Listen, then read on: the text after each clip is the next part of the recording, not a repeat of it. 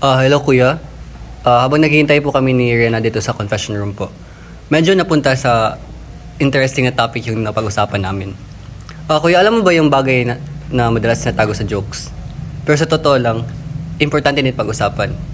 For real kuya, usapang real talk lang. Pero syempre may pa-comedy effect si Jed lagi. Napag-usapan namin yung coitus interruptus tapos nabanggit na rin yung abstinence. Akala mo laro lang, pero life-changing decisions na pala yan.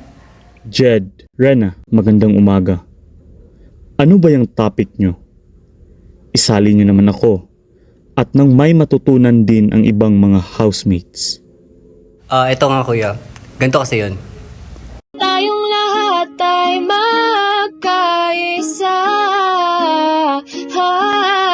pamilya'y pagplanuhan ng mabuti. Tayong lahat ay magsiyawit na,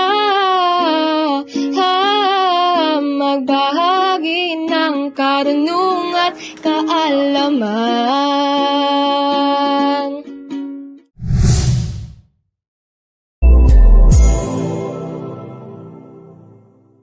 Rena, seryoso? Di ba may boyfriend ka na?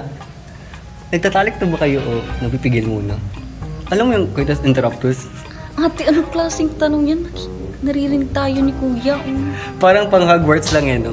Coitus interruptus. Alam mo yun? Sira ka talaga. Pero hindi ganun yun. Ang coitus interruptus, yan yung pull-out method.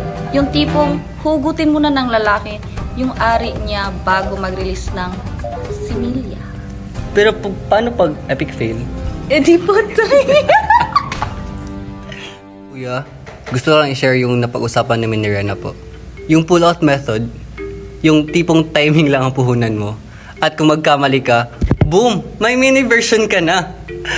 Pero seryoso kuya, coitus interruptus sounds simple po. But it's more like a game of chance. Kung malakas lang po ang power ng willpower, edi okay lang. Pero imagine mo kuya, kung magkamali ka, game over na. May baby na. Jed, ano sa tingin mo? Epektibo ba ang coitus interruptus bilang method ng family planning? Hindi po kuya eh. Kasi timing lang. Hindi mo naman kayang kontrolin lahat. Pull out? Paano kung pre-cam pa lang pasok na agad? Tulad ng mga high-risk challenges po kuya, hindi mo kayang kontrolin lahat po. Kung hindi ka handa sa consequences, baka masaktan ka. At sa coitus interruptus, hindi mo pwedeng isagwal ang lahat po. Ikaw, Rena, anong opinion mo sa isang solusyon na napag-usapan ninyo? Yung abstinence. Kuya, for me talaga, abstinence is the true MVP. Walang ganap, walang stress, walang STDs, walang kaba, at higit sa lahat, walang baby surprise. Paano mo naman nasabi na true MVP ang abstinence? Funny siya kuya no, MVP. Pero seryoso, kung abstinence ang pipiliin mo, wala kang risk na maging accidental parent. Walang timing na kailangan, walang pre-cum, wala rin yung oops moment na magugulat ka na lang. Kung di pa kasi kayo ready, mas okay pang iwasan na lang ang lahat ng ganap. Ngunit, Rena, hindi ba't mahirap gawin yan sa mga relationships? Paano kung sobrang in love? Kuya, for me lang ha, abstinence doesn't mean no love. It means love with respect. Kung talagang love mo ang partner mo, you'd respect each other's choices and boundaries. I mean, wala namang minamadali kasi kung hindi pa handa, baka mag-problema pa kayo. Hindi nga lang love, kundi patience at self-control na rin. Kasi at the end of the day, ayaw mo naman siguro ng mga sorpresa na di ka handa. Hello, kapamilya! What an alive, alert, awake, enthusiastic day! I am your health educator, Rijal Cagol, and this is Bahay Pinoy, Planadong Pamilyang Pilipino. Alam niyo ba kung ano ang coitus interruptus or abstinence? Well, unang stop, abstinence. Walang sexy time, walang problema. No contact, no risk. Ito ang 100% sure way para iwas preggy at iwas STD.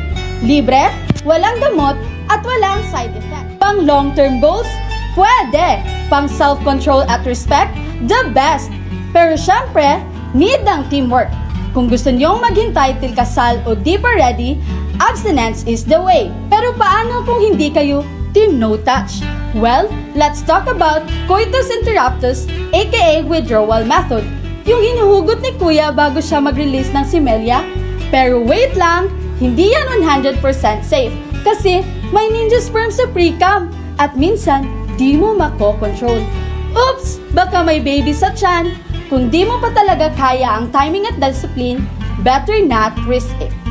So, ayan ka pamilya, quick recap for today's video. Abstinence, walang contact, walang chance. Coitus interruptus, may contact, may chance. Ikaw, anong pipiliin mo? Protect yourself, respect yourself, and always remember, the best protection is education. Think smart, love safe. Bye-bye! Grabe rin, ang dami kong natutunan today. So, coitus interruptus, risky. Abstinence, peaceful. Yan yung gusto ko. Tamag-tamag, gusto ko ng tahimik na buhay. I agree, te. Correct ka talaga dyan. Dapat tayo team no G. No gawain, no gulo. Focus muna tayo sa goals at hindi sa ganaps. Sabi nga ni Rigel, kung di kapag ready maging mommy o daddy, huwag mo na mag-play ng family fantasy. Housemates, ang pagmamahal ay hindi lang sa gawa. Ito'y may kaakibat na pananagutan, maging responsable sa bawat desisyon. Sa dulo ng hugot o hintay, piliin ang ligtas. Salamat po, Kuya! Para sa bayan at sa magiging pamilya ng bawat isa, kapag planado, buhay sigurado!